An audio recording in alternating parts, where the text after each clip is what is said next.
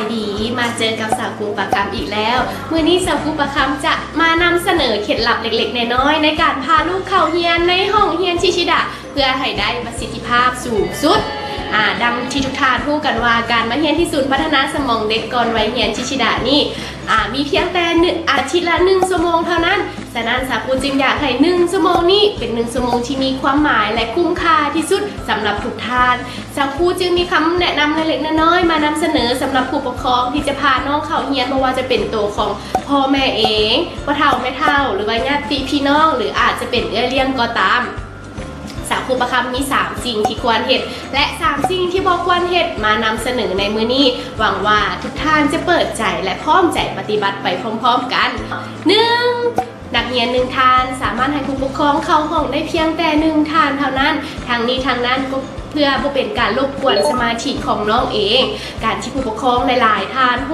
ข้าห้องพร้อมๆกันเช่นให้น้องบ่มีสมาธิและเช่นให้เพื่อนร่วมห้องก็บ่มีสมาธิเช่นกันและอีกอย่างหนึ่งถ้าผู้ปกครองหลายๆท่านอยู่กับน้องจะรู้สึกว่าลึ่งเคยคืออยู่กับบ้านบางครั้งอาจจะเอาใจตนเองหลายเกินไปและเฮ็ดให้บ่ฟังครูได้ดีดังที่ควร 2. ควรปิดมือถือหรือเสียงโทรศัพท์ในขณะที่เข้าห้องเรียนกับน้องอันนี้ก็เพื่อบ่เป็นการรบกวนสมาธิของน้องและเพื่อบ่เป็นการดึงดูดความสนใจของน้องออกจากครูและอีกอย่างหนึ่งก็เพื่อบ่เป็นการรบกวนสมาธิของครูในเวลาสอน3. ควรเฮ็ดจิตใจให้เบิกบานม่วนซื่นและเอาใจใส่ในการเฮ็ดกิจกรรมของน้องในเวลาเรียนควรป้อนข้อมูลทุกๆครั้งแต่ต้นจนจบชั่วโมงเฮามาเบิ่ง3 สิ่งที่บ่ควรเฮ็ดพร้อมๆกันมี 1. ห้ามลิ้นมือถือและก็เว้าเปรียบเทียบในเวลาที่พาน้องเข้าเรียนการลิ้นมือถือในเวลาที่พาน้องเข้าเรียนเป็นการรบกวนสมาธิของน้องผู้ปกครองท่านใดที่พาน้องเข้าเรียนควรตั้งใจสังเกตและพาน้องเฮ็ดกิจกรรมพร้อมทั้งป้อนข้อมูลและย่องโยสรรเสริญน้องตลอดเวลาและอีกอย่างหนึ่งห้ามเด็ดขาดเป็นห้ามเว้าเปรียบเทียบโดย2.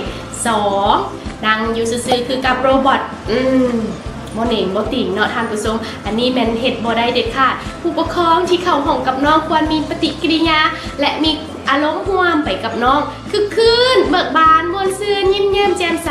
ในเวลาที่ครูเปิดเพลงนั้นผู้ปกครองก็ควรพาน้องตบมือแล้วก็โยกโตม่วนซื่นไปตามเสียงเพลงอย่างเสมอต้นเสมอปลายจนจบชั่วโมง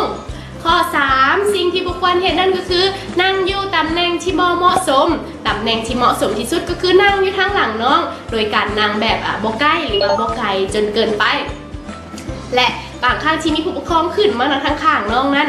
บ่ควรเฮ็ดเนาะทานผู้ปกครองเนาะเพราะว่าเฮ็ดให้น้องและหมู่ร่วมห้องนั้นมีเนื้อที่ในการเฮ็ดกิจกรรมได้น้อยและผู้ปกครองยืนหน้าเว้ากับน้องก็จะเป็นการดึงสมาธิของน้องออกจากครูได้ง่าย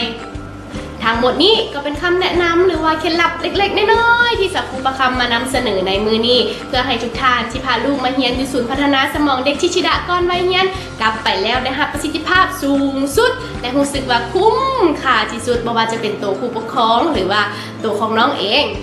สุดท้ายนี้สาวครูประคำหวังอย่างยิ่งว่า1 ชั่วโมงที่พาลูกมาเรียนอยู่ศูนย์พัฒนาสมองเด็กก่อนวัยเรียนชิชิดะจะเป็น1 ชั่วโมงที่มีความหมายและเป็น1 ชั่วโมงที่มีความสุขที่สุดสำหรับทานและลูกของทาน